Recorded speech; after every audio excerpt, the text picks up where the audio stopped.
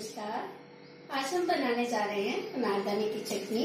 इसके लिए हमें चाहिए 2 बड़े प्याज, धनिया, पुदीना। ये अनारदाना मैंने पहले से ही ग्राइंड करके रखा हुआ है। ये अजवाइन मैंने थोड़ी सी भून ली हुई है। ये काला नमक, ये सफेद नमक और ये गुड़ है। गुड़ हम थोड़ा सा ही डालेंगे। ये गुड़ मैं डोडा से लाई थी। बहुत खूबसूरत गुड़ है। इसमें हम लोग अपना मीठे के अनुसार डाल लेंगे। अगर आपको ज्यादा मीठा अच्छा लगता है आप ज्यादा डाल सकते हैं। मैं इतना सा ही डालूंगी। अब ये सारी चीजें हम लोग डाल के इसको ग्राइंड कर लेते हैं। ये देखिए हमारी चटनी हो चुकी है। इसको हम निकालेंगे। ये देखिए हमारी चटनी हो चुकी है।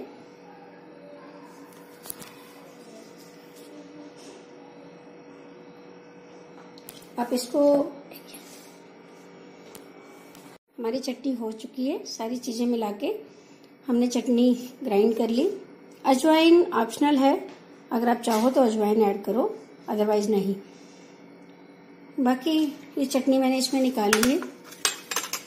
ये अनारदाने की चटनी आप दही के साथ मिक्स करके भी खा सकते हैं और ऐसे भी बनाइए। बनाने के बाद मुझे